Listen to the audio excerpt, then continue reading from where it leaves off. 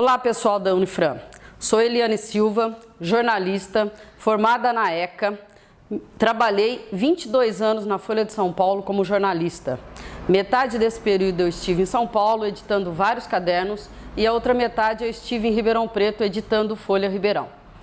Estou aqui para apresentar para vocês o Correia Neves Júnior, nosso candidato a deputado federal. Mas antes eu gostaria de parabenizar vocês pelo projeto Nanuque, pelo fato de vocês estarem colocando em discussão questões importantes para a nossa sociedade, questões importantes para a formação de um espírito crítico nos cidadãos. Eu acho que o caminho é esse para a gente conseguir melhorar a nossa democracia.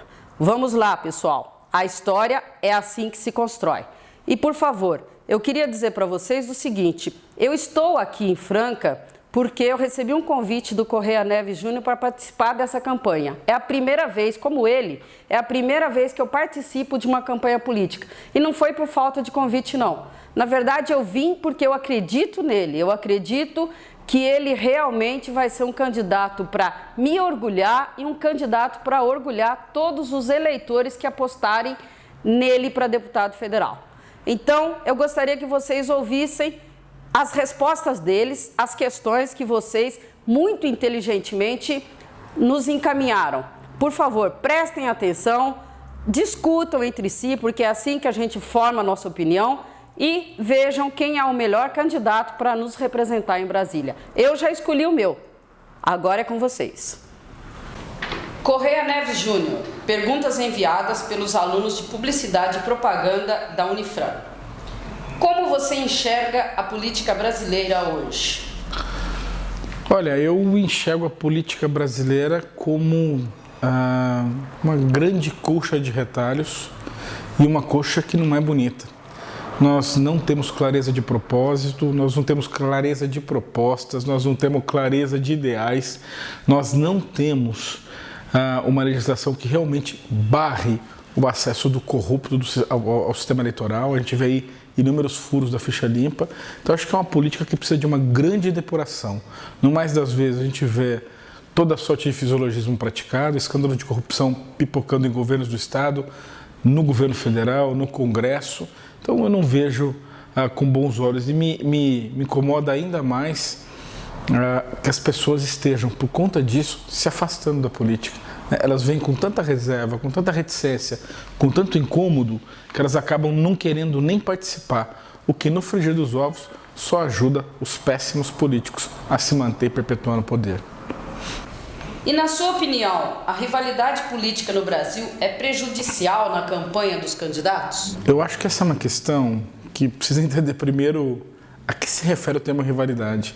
Eu não vejo a rivalidade como um problema. A rivalidade, na verdade, é da natureza de qualquer ambiente democrático.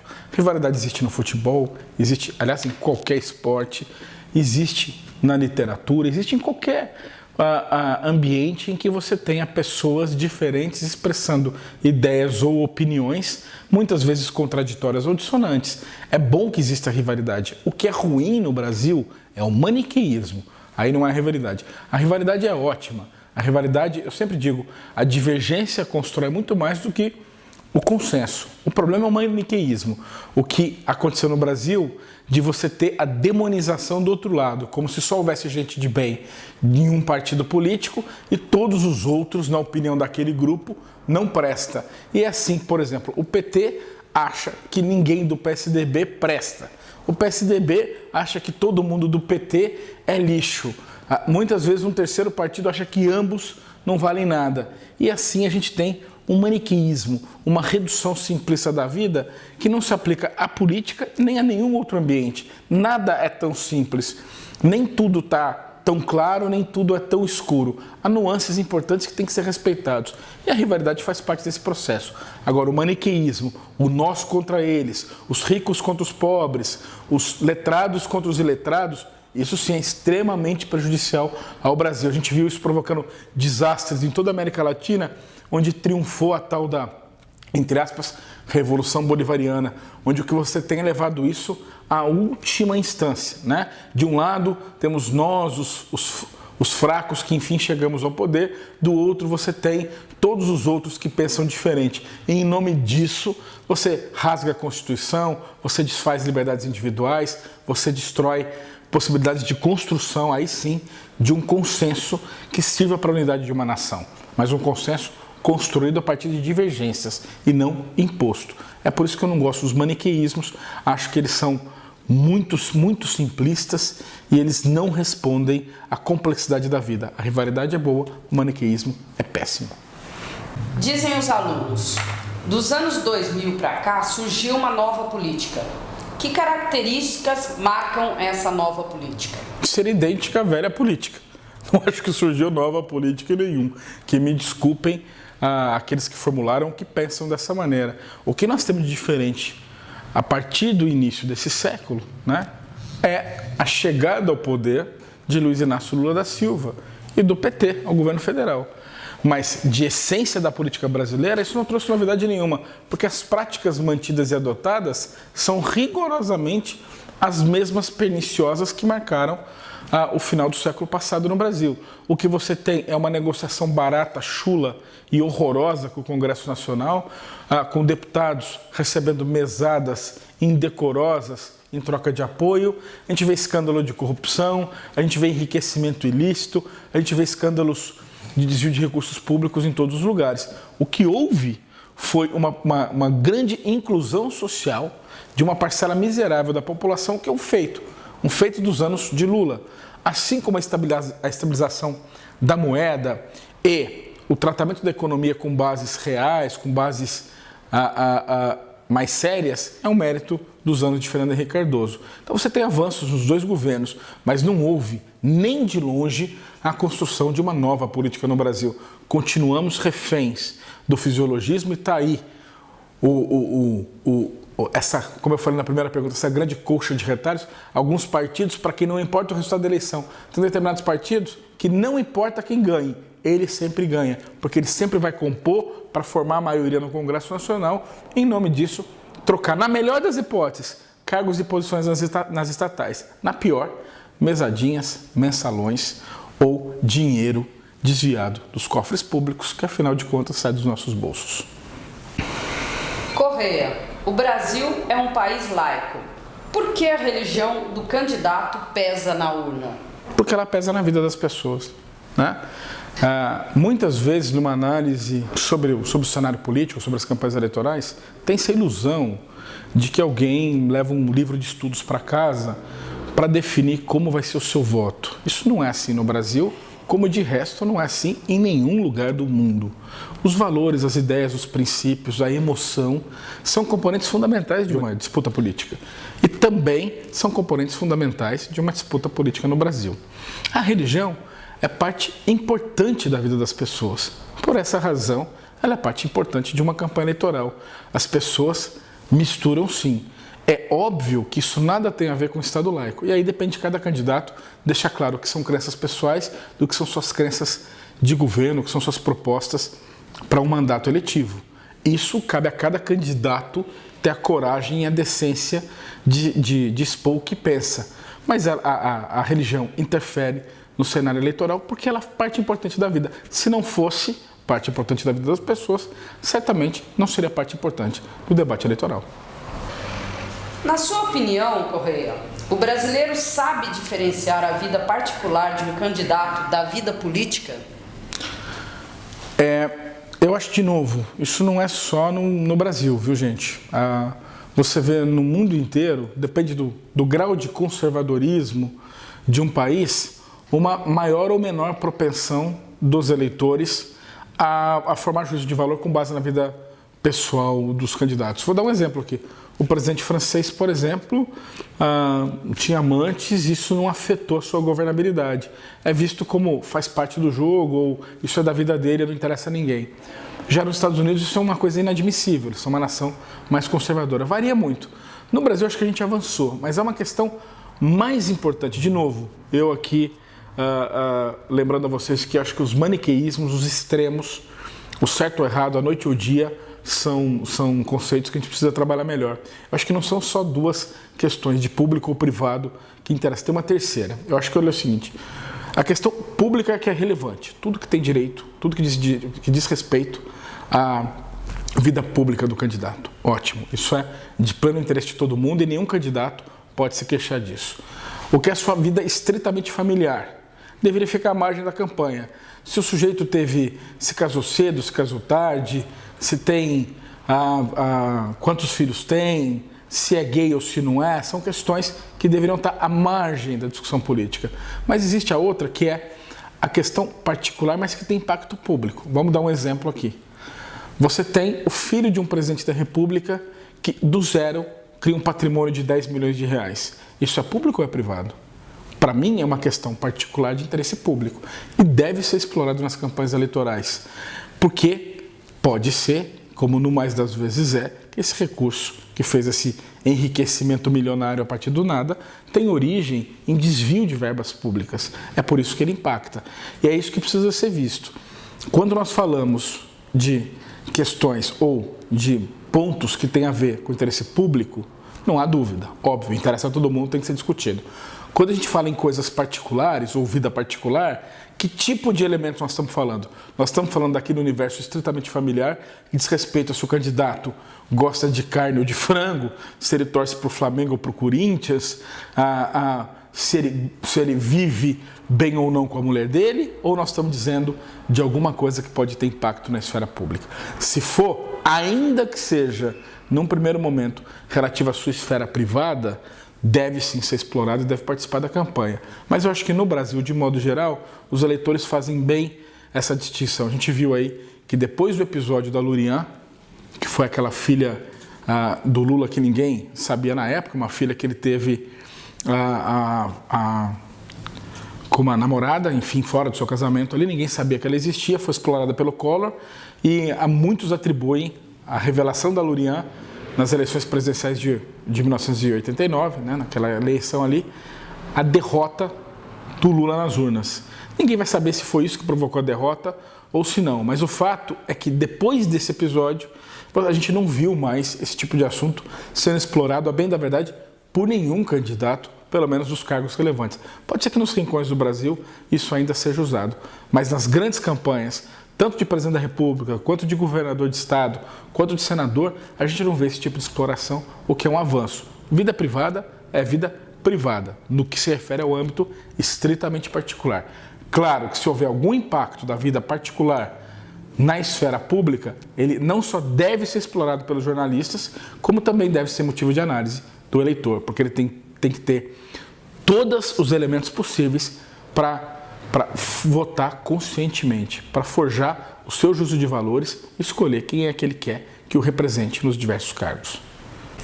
Posicionamento de se aproximar mais do eleitor é algo muito usado, dizem os estudantes de publicidade da Unifran.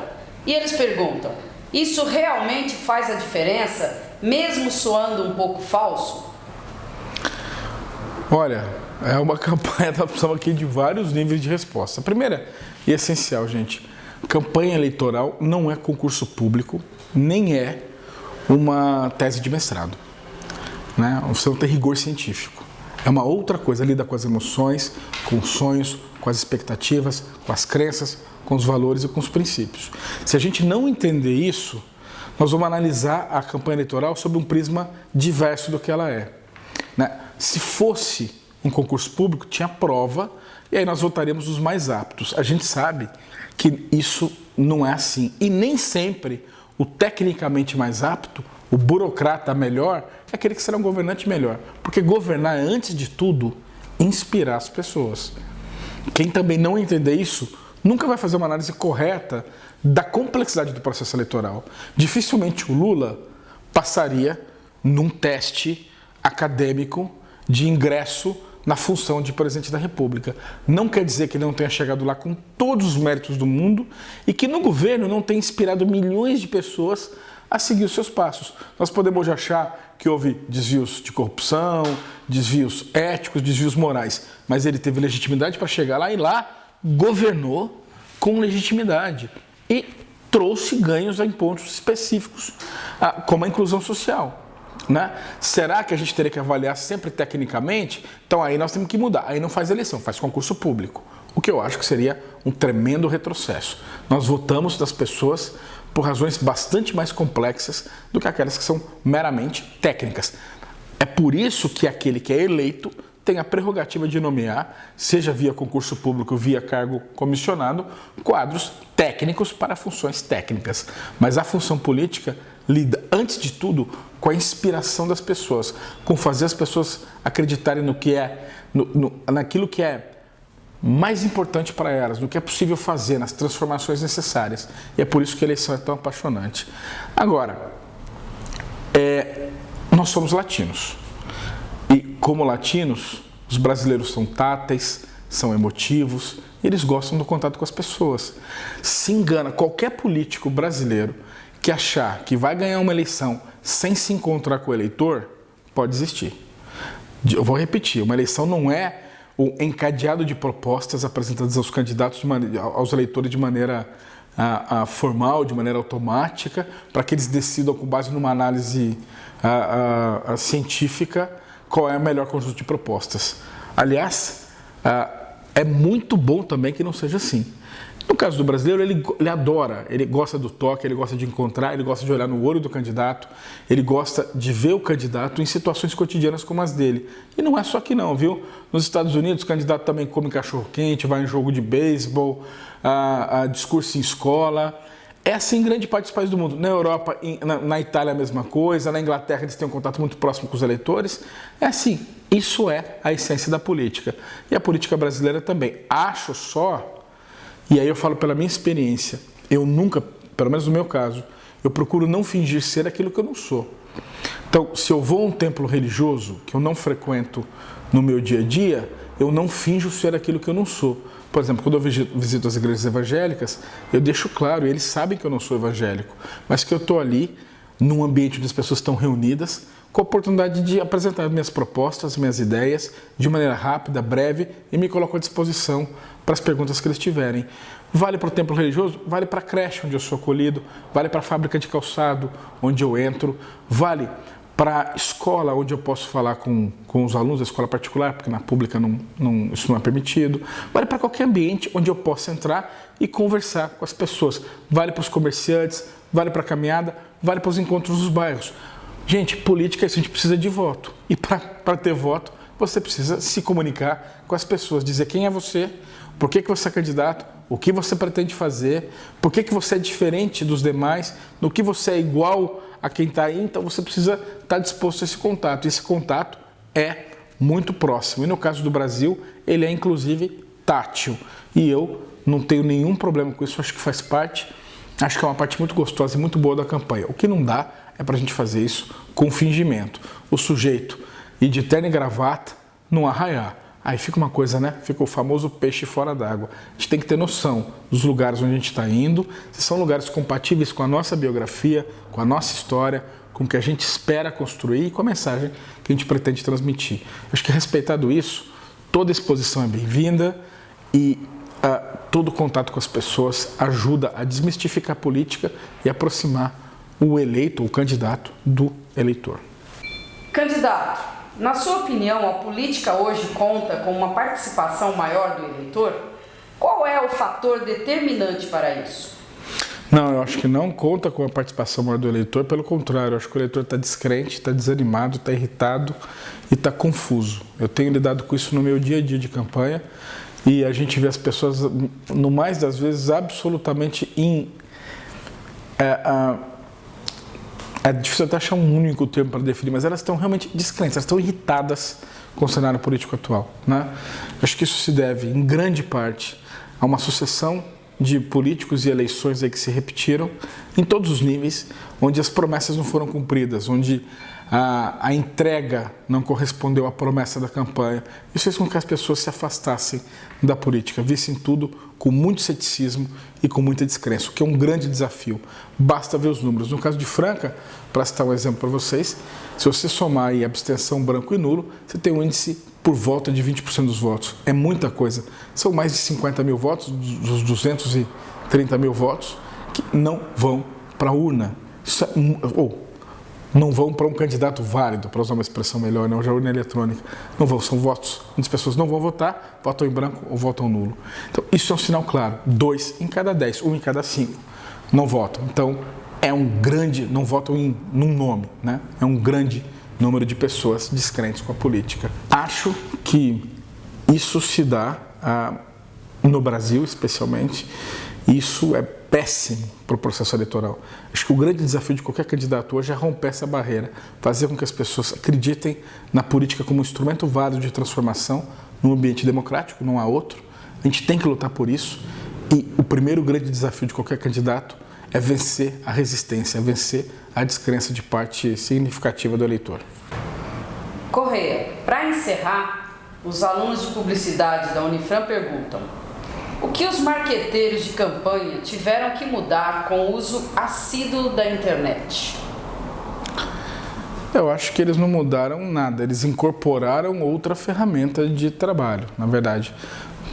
Se você analisar do ponto de vista da campanha federal, por exemplo, há uma grande tentativa de engajar as pessoas nesse processo. Especialmente isso aconteceu muito depois do Yes We Can, lá do Obama, nos Estados Unidos, que usando a internet como grande ferramenta de conquista de eleitores de atenção, conseguiu essa mágica de engajar milhões de americanos rumo a uma mudança de paradigmas, inclusive lá, né? O primeiro negro eleito para a presidência dos Estados Unidos, isso num país que até 60 anos atrás tinha dentro do seu estado a segregação racial. Foi uma grande conquista. No Brasil, eu acho que essas experiências ainda estão longe de produzir resultados semelhantes. Como eu disse na pergunta anterior, né, na minha resposta para essa pergunta, e repito aqui, não se faz política no Brasil sem o contato olho no olho, sem o aperto de mão, sem o abraço, sem frequentar os lugares onde estão os eleitores. Não é uma ficção do candidato isso, é uma demanda e uma exigência do eleitorado. Ele quer estar próximo do seu candidato, ele quer cobrar, a gente ouve muito isso, olha, eu vou te cobrar, vou exigir que você volte aqui, quero acompanhar. Ele quer se sentir próximo do seu representado. E nesse contexto, a internet vira sendo uma ferramenta a mais. É muito comum, por exemplo, se você analisar, nós temos um site, mas o grau de engajamento no site é infinitamente menor do que o grau de engajamento que a gente tem nas redes sociais, onde as pessoas falam diretamente comigo ou com minha equipe de campanha. Então você vê que, de novo, é isso, as pessoas querem o contato pessoal, ainda que através da rede, mas ele quer falar com o candidato, ele quer se expressar para o candidato, ele quer cobrar do candidato, ele quer propor coisas para o candidato. Então, eu acho que é uma ferramenta a mais, acho muito bacana do ponto de vista da agenda, permite que as pessoas saibam onde você está, fazendo o quê, permite que você consiga falar com um grande número de pessoas ao mesmo tempo, que você às vezes, por mais que você se esforce, não consegue, mas ele é um complemento. A grande campanha política se faz na rua, no contato, no olho, nos encontros com os eleitores. Todo o resto, inclusive a internet, é um adendo a isso. Só para completar, no nosso caso nós não temos marqueteiros de campanha, marqueteiros políticos. Eu montei uma estrutura onde eu tenho grandes profissionais de jornalismo me ajudando a pensar e estruturar uma campanha propositiva com substância. Nós temos propostas, né? Isso é uma coisa que, voltando às perguntas iniciais que vocês me fizeram ali, isso eu vejo uma enorme falta dos candidatos brasileiros de modo geral e nos da nossa região também. Não há propostas. Quando você tem um copia e cola de alguma coisa que ele viu, mas se você pedir para ele falar profundamente sobre algum dos temas, ele não consegue. Os candidatos não conseguem. Essa é uma diferença que a gente trabalhou muito. A gente se preparou de verdade, com profundidade, para fazer uma campanha a que fosse a mais propositiva, do ponto de vista da qualidade do que a gente apresenta, e que fosse também a mais engajada. A gente tem tentado fazer isso, apresentando esse conjunto de propostas aonde nós somos recebidos, sempre abertos ao debate, sempre abertos ao diálogo, sempre abertos ao contraditório, porque é isso que o bom jornalismo faz e é isso que a gente tentou trazer para uma campanha política. É um espírito de jornalista nessa campanha que a gente espera termine com um bom resultado, né? Para me apresentar no final, vou fazer o contrário da minha eterna editora Eliane Silva. Meu nome é Correia Neves Júnior. Fui aqui receber o convite do Elias, que me foi intermediado pelo Rafael Bachur, que é colega de vocês da Unifran, que trabalha aqui na campanha, um grande profissional. professor, se ele passa uma conversa fiada aí para o senhor dizendo que ele trabalhou muito até tarde, mentira, 5 horas da tarde ele está na casa dele, brincadeira. Tem trabalhado muito aqui, me ajuda muito o Rafael, é um grande cara nas redes sociais, me acompanha muito nesse contato pessoal. Ele entrou até para fazer rede social, mas ele se encantou muito com esse contato olho no olho. Ele é uma figura sempre presente aí nas nossas visitas a fábricas, a comércios, a creches, onde quer que a gente vá levar nossa mensagem. Então, sou candidato a deputado federal pela primeira vez, tenho 40 anos, sou jornalista há 20, quase 23 anos, sou radialista também e quero estar em Brasília exatamente por esse conjunto de discussão que a gente fez aqui, porque eu não estou satisfeito com a política brasileira hoje, eu não me sinto devidamente representado por quem eu votei nas últimas eleições, fico angustiado de ver pessoas em quem eu depositei meu voto de federal tendo comportamentos que me envergonham. E para fazer essa coisa do jeito que eu imagino, para fazer diferença, para fazer uma política melhor, é que eu entrei nessa disputa pela primeira vez na vida. Nunca tinha me filiado a um partido político, nunca disputei uma eleição e nunca ocupei um cargo público. Tudo isso eu faço agora, nessa tentativa, nessa campanha eleitoral, pela primeira vez na vida. Agora, a nossa parte, como eu tenho repetido para a minha equipe aqui, a um candidato, no máximo, ele controla a sua campanha. Cabe a ele dizer no que ele acredita, por que ele acredita e o que ele quer fazer. Isso é parte do candidato. E com uma boa equipe como a minha, fazer uma bonita campanha. O resto é com o eleitor. Aí, cabe, dia 5 de outubro, entender a mensagem das urnas, acatar o resultado. Aos vencedores, a gente sempre deseja boa sorte. Aqueles que não tiverem o sucesso nas urnas, a gente deseja que continuem participando da vida pública e fazendo a sua parte. A vida pública e a política não é só feita por quem vence uma eleição, é feita por todos nós no dia a dia, em cada discussão como essa. Obrigado, parabéns pelo projeto Nanuque, que vocês tenham uma boa discussão. Eu me coloco à disposição para discutir com vocês pessoalmente, através da internet ou em outro vídeo como esse, sempre que convidado. Obrigado aos professores, parabéns aos alunos pelas perguntas.